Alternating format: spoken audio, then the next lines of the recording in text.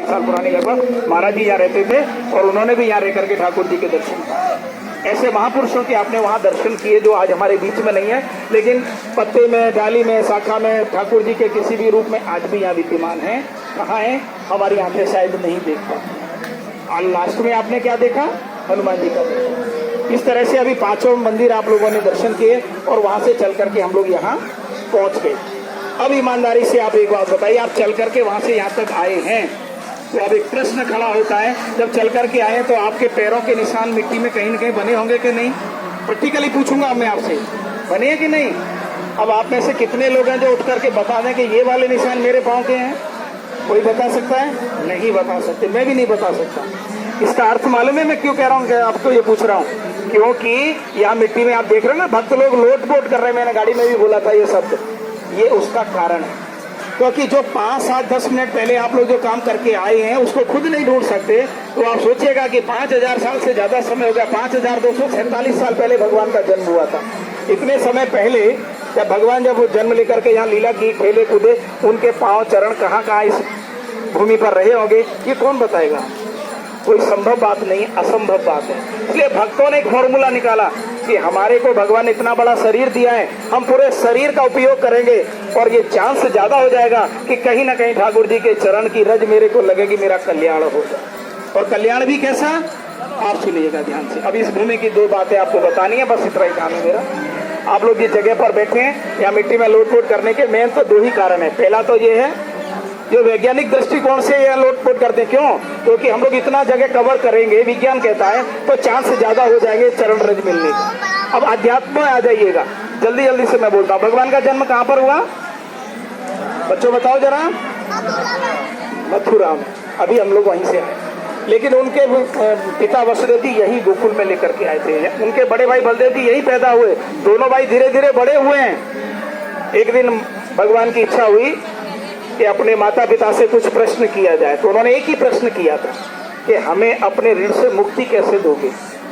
तो मैं आपको, ये बहुत गंभीर विषय है, इसको ध्यान से समझ लेना। चाहे आप कितने भी बड़े हो जाना, कितने भी पैसे वाले हो जाना, कितनी भी ताकत वाले हो जाना, लेकिन आपसे एक मेरा हाथ जोड़ करके निवेदन है कि आप अपने माता पिता के लिए हमेशा बच्चे ही रहोगे। ये सच्चाई है और इसका प्रमाण हमारे ठाकुर जी ने दिया है।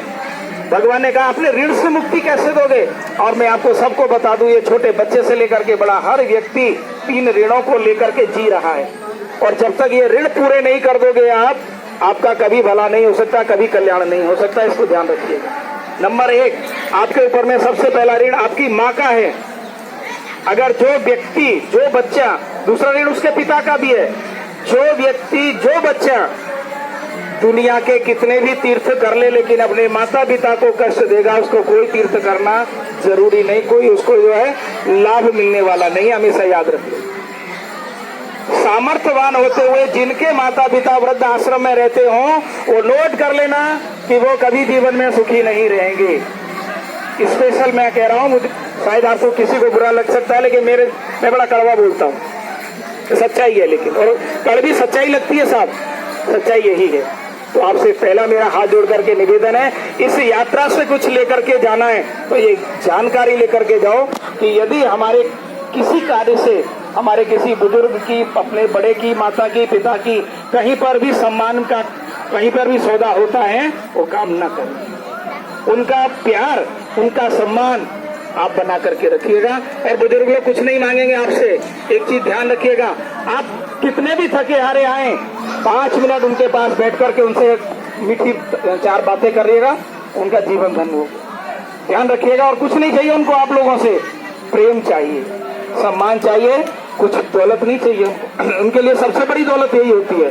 तो आप सबसे हाथ जोड़ करके एक प्रार्थना है कि यदि ये संभव हो तो इसको कोशिश करिएगा, क्योंकि भगवान ने ये किया है, तब वो भगवान हुए हैं। ऐसे नहीं हो गए, भगवान ने कर्म किए हैं। भगवान मनुष्य रूप में यहाँ आए और उन्होंने अच्छे कर्म किए। उन्होंने अपने माता पिता से प्रार्थना की, अपने ऋण से कब मुक्ति कैसे दोगे? तब उन्होंने पता है क्या जवाब दिया? आपने बेटा एक काम नहीं किया है, ये काम जब कर दोगे आप हमारे ऋण से मुक्त हो जाओगे। क्या नहीं किया? आपने हमको तीर्थ नहीं कराए। आप हमें तीर्थ कराएं, हमारा कल्याण होगा, हमारा मोक्ष हो जाएगा, तो हमारी आत्मा से आशीर्वाद निकलेगा। वो आशीर्वाद आपको, आप हमारे ऋण से मुक्ति दे देगा।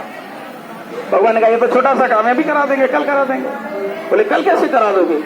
बोले वो मेरे हाथ में। ठाकुर जी उनको लेके कहीं गए नहीं। अगले दिन उन्होंने क्या किया, सारे तीर्थों को बुलवा लिया, अपने घर पे ही बुलवा दिया। भगवान का ही तो अंश है सारे तीर्थ। बोले आ जाओ भैया आ जाओ, मेरे घर वाले चाहते हैं आपको देखना। सबको नेत्र बंद कराया, ऐसे ही आप लोग बैठे, ऐसे ही बिठा लिया सबको, नेत्र बंद करके बैठे हैं भगवान के घर में, सब लोग इकट्ठे हुए। बोले कन्हैया वो भगवान का भजन कर रहे हैं। सब तीर्थ आए हैं, तब भगवान से पूछा प्रभु क्या आ गया है? बोले ये सब मेरे परिवार के लोग हैं, आपका दर्शन चाहते हैं, लेकिन मेरी इच्छा है कि दर्शन के साथ साथ इनको फल भी देना है तीर्थ करने का। बोले ठीक है प्रभु, जब आपकी आ गया तो हम करेंगे। जैसे नेत्र खोला तो सारे तीर्थों को भगवान ने वहीं प्रकट कर दिया और सारे उनके परिवार के सदस्यों ने वहीं भगवान की कृपा से और सारे तीर्थों के दर्शन पाए। भगवान ने इशारा किया जाओ जाओ, अगर ज्यादा देर रुकेंगे पोल पट्टी खुल जाएगी, सब समझ जाएंगे मैं कौन हूँ, आप कैसे आ गए यहाँ। और मैं नहीं चाहता कि किसी को ये पता चले कि मैं ईश्वर हूँ, वरना ये ब्रजवासियों का प्यार नहीं मिलेगा। तो भगवान ने उनको इशारा किया, तो तीर्थों ने मना कर दिया, नहीं जाएंगे, अब यहाँ बुला लिया तो यहीं रखना पड़ेगा। भगवान के सामने समस्या हुई तो दो शर्तें लगाई ठाकुर जी ने। नंबर 1, आपके 2 रूप होंगे, एक ओरिजिनल पॉइंट और एक ब्रज में। ठीक है प्रभु। दूसरी सर, मेरे भक्त वहां जाके आपके दर्शन करें, तीर्थ करें, या ब्रज में आकर के आपके दर्शन करते हैं तो जो मैंने अधिकार दिया वो फल भी देने पड़ेंगे। बोले ठीक है, हमें क्या आपत्ति है। ये शर्तें जब तीर्थों ने मानी तब भगवान ने 84 कोस के बीच में सारे तीर्थों को जगह दे दी थी, आप यहाँ रहेंगे, आप यहाँ रहेंगे। और जो जितनी भीड़ आप देख रहे हैं, ये मेरे ख्याल से वो भी बेचारे बैठे होंगे बुजुर्ग हमारे, ये 84 कोस की परिक्रमा पैदल कर रहे होंगे शायद, मुझको ऐसा लग रहा है। ये वही परिक्रमा कर रहे हैं, उन्हीं तीर्थों की परिक्रमा कर रहे हैं जो भगवान ने यहाँ बुलाए थे। आप आइएगा, यहाँ बद्रीनाथ, केदारनाथ सब कुछ मिलेगा हमारे यहाँ ब्रज में, सब कुछ है। अभी हम लोग 4 पहिए की गाड़ी से उस यात्रा को कराते हैं तो 8 दिन में होती है पूरी, 8 दिन उसमें लगते हैं। 4 पहिए की गाड़ी से जब चलोगे रोज डेली 12 घंटे चलेगी गाड़ी डेली, तो वो 8 दिन में हम लोग उस काम को पूरा कराते हैं। कभी मौका बने तो अपना परिवार, घर परिवार के साथ आप आइएगा, ग्रुप बना करके आइएगा, सारी व्यवस्था यहाँ हो जाती है, टेंशन नहीं है। तो ये 84 कोस की गाड़ी की परिक्रमा भी है, ये तो पैदल कर रहे हैं।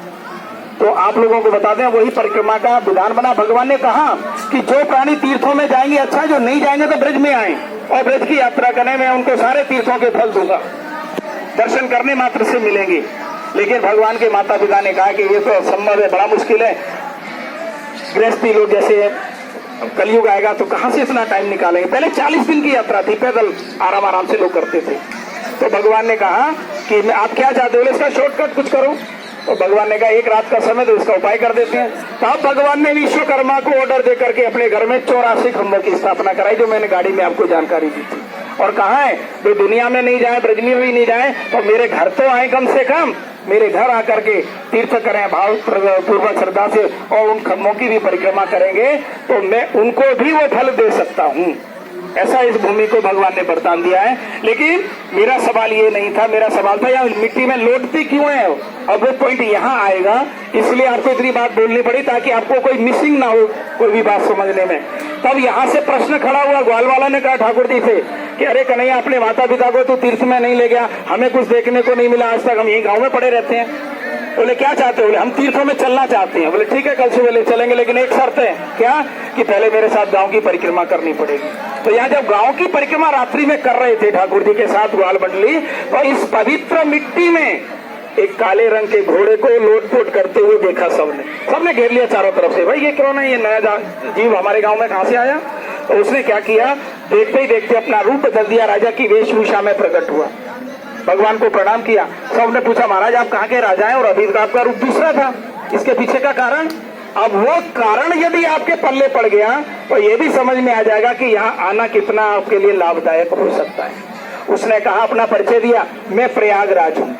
प्रयागराज समझते हैं ना, इलाहाबाद तीर्थ को कहा गया है। बोले आपको तो तीर्थों का राजा बनाया गया है भगवान के द्वारा, वो तीर्थराज है, तीर्थों का राजा है। बोले आपको आने की क्या जरूरत पड़ी? तब उन्होंने बताया जितने भी तीर्थ हैं दुनिया में, भक्त लोग तीर्थों में जाते हैं, लेकिन वहां जाने से उस भूमि के प्रताप प्रभाव से उनके जाने अनजाने जो अपराध हैं, जो दोष हैं, जो पाप किए जीवन में, वो मुक्त हो जाते हैं, पापों से मुक्ति मिलती है। तो वो तो अपना निर्मल काया करके शरीर बना करके शुद्ध निकल गए, लेकिन पाप की गंदगी कहाँ छूटती है? तीर्थ भूमि पर। अब वो तीर्थ लोग क्या करते हैं, गठरी बांध करके मेरे पास छोड़ जाते हैं। अब मेरे पास ज्यादा स्थान नहीं है, स्पेस नहीं है, मेरे अभी जब भंडार भरता है तो मुझे उस गठरी को लेके यहाँ आना पड़ता है। जिस जगह पर आप बैठे हैं ये वो जगह है जहाँ प्रयागराज जी को उन पापों की गठरी को लाद करके लाना पड़ता है, और इस मिट्टी में लेटने से वो पाप धुल जाते हैं, नष्ट हो जाते हैं। ये वो पवित्र मिट्टी है जहाँ आज आपका आगमन हुआ है। ये साधारण भूमि पर नहीं आए आप, भगवान की सबसे प्रिय भूमि पर आप आए हैं। तब प्रयागराज जी की बातें सुन करके ग्वाल वालों ने भगवान से इनकार कर दिया, बोले तीर्थ नहीं जाना है, तीर्थ की इच्छा नहीं है, तीर्थ भाव से घूमने का मन था, वो अलग मैटर था, लेकिन अब जाना नहीं, हम वही काम करेंगे जो प्रयागराज जी ने किया। या मिट्टी में लोट पोट करने लगे। भगवान से पता है क्या प्रश्न किया, अरे कृष्ण तुम भी आओ, तुम भी अपने इस काम को करो, क्योंकि तुमने भी बहुत पाप किए हैं, बड़े बड़े राक्षसों को मारा है, हत्याएं तो किए, आप भी पापी हैं, आपके भी पाप धुल जाएंगे। अब भगवान बताओ झंझट में पड़ गए, अरे मैं इनके पाप धुलवाने से उतरा, ये मेरा ही धुलवाने के चक्कर में। भगवान ने सोचा अगर मैंने इनकी बात नहीं मानी तो मुश्किल होगी, तो भगवान ने भी ये काम किया है। तो मान्यता है कि जो ठाकुर जी करके गए, आज आने वाले भक्त वो काम का अनुकरण कर रहे हैं। तो बाके बिहारी लाल की। अभी मैं आपको जल्दी से यहाँ की एक विधि है छोटी सी, 1.5 मिनट की, वो बताऊंगा, क्योंकि समय बस इतना ही मैंने मांगा था, 15-20 मिनट हो चुके हैं करीब, तो ज्यादा समय नहीं लूंगा। यहाँ पर एक विशेष काम है, आप अपने दर्शन और तीर्थ तो अपने लिए कर रहे हैं, लेकिन ये भूमि पर अभी मैं जो कराने जा रहा हूँ वो आपके पितरों के लिए, जो आज दुनिया में नहीं, आपके पूर्वज लोग। आप फटाफट अपने सामने में मोबाइल वगैरह जिम में रख लेना, मिट्टी न जाए इसमें, और भूमि को थोड़ा प्लेन कर लीजिएगा। भूमि को थोड़ा प्लेन कराएं, मिट्टी का ढेर भी नहीं लगाना है और मिट्टी हटाना भी नहीं है, वहां से गड्ढा भी नहीं करना है, खाली प्लेन करो बस। जितनी जल्दी जल्दी आप करते जाएंगे मैं उतना जल्दी आगे बढ़ता जाऊंगा, ठीक है ना। धोखा पीटी नहीं करनी है सर, नहीं सर भैया, ये नहीं करना है। जितना सॉफ्ट रखेंगे उतना अच्छा आकृति बनेगी, आप देखिएगा। और जिनके सामने मिट्टी ठोस है, सॉलिड है, उनसे निवेदन है थोड़ा मिट्टी को सॉफ्ट कर सकते हैं, और फिर ऊपर से हाथ फिरा दीजिएगा, ऐसे आप कर सकते हैं। बस अब हाथ फिरा दीजिए, नहीं बस हो गया, आपकी प्लेन कर दो बस, ऐसे बस, हाँ बस हो गया। और देखो आगे का मैं जो काम बता रहा हूँ जल्दी जल्दी करना है हमें। ये अनामिका मिले जिससे हम लोग चंदन लगाते हैं ना, अनामिका बोलते हैं, रिंग फिंगर जिसको आप लोग बोलते हैं, उसी से स्क्वायर बना लीजिएगा अपने अपने सामने में, स्क्वायर बनाना है। सर इसमें टॉयलेट भी नहीं बनेगा आपका, जितनी जगह आपने अभी स्क्वायर बनाया है। आपका नहीं सर, आपके पीछे बता, आपका काम चल जाएगा उसमें। मैं अभी बताऊं, जितना बड़ा आप यहाँ बना के जाओगे उतना बड़ा बंगला जल्दी मिलेगा, तो आप बहुत जल्दी से जगह कवर